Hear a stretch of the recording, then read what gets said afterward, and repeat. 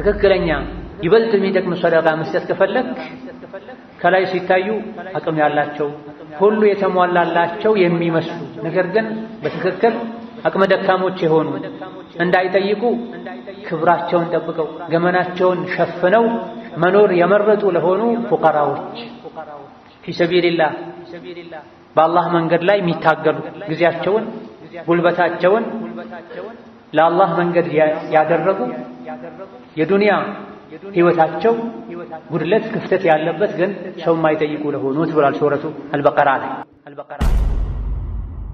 የሰው ልጅ ማይገባውን የጠየቀ የለመነ እንደሆነ የቂያም ቀን ፊቱ ምንም አይነት ስጋ የሌለው ባዶ አጥንት ሆኖ አላህ ፊት ይቆማል ብሏል ነብዩ ሰለላሁ ዐለይሂ ወሰለም። የራሱን ኪስ ለመምላት ልመናን ስራው ካደረገ ምንም ችግር ሳይኖርበት ችግር አለብኝ ብሎ የሚለምን ከሆነ የሰዎችን ኪስ ያጎደለ የራሱን ኪስ ቦርሳ የሚሞላ ከሆነ የቂያም ቀን አላህ ተባረከ ወተዓላ ዱንያ ላይ ሲሰራው የነበረን አይነት ጀዛ ይከፍላል። የሰዎችን ኪስ ያጠበ ባዶ ያረገ የራሱን ኪስ ይሞላ እንደነበረው የቂያም ቀን ፊቱ ምንም ስጋ የሌለው አጥንት ብቻ ሆኖ አላህ ፊት ይቆማል። فاسألوا أهل الذكر إن كنتم لا تعلمون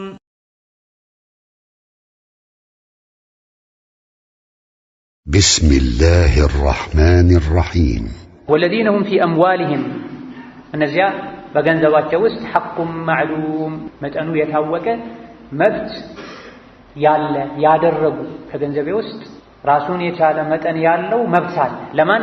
ለሳኢሊ ለለማኝ፣ ወልመሕሩም ከልመና ለታቀበም ችግር ላለበት አካል ከገንዘቤ ራሱን የቻለ መጠን ያለው ድርሻ አለ ብለው የሚያምኑ ሲቀሯል።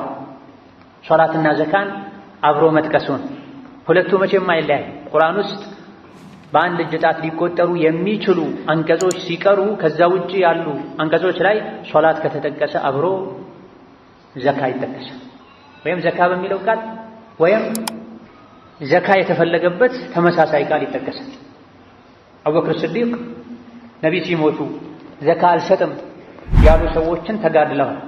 እንዴት የሚሰግድን ሰው ላ ኢላሃ ኢለላህ የሚልን ሰው ትጋደላለህ ሲሏቸው ዑመር ዘካና ሶላትን የለየን ሰው የነጣጠለን ሰው እኔ እጋደላለሁ፣ አላህ ቁርአን ላይ ሁሌ አቆራኝቶ ነውና የሚጠቅሳቸው ብላ ወለዚነ ፊ አምዋሊሂም በንብረታቸው በጥሬ ገንዘብም ይሁን በእንስሳትም ይሁን በጥራጥሬም ይሁን ለንግድ በቀረቡ ዕቃዎችም ይሁን ዘካት ማዕሉም መጠኑ የታወቀ ሐቁ የአላህ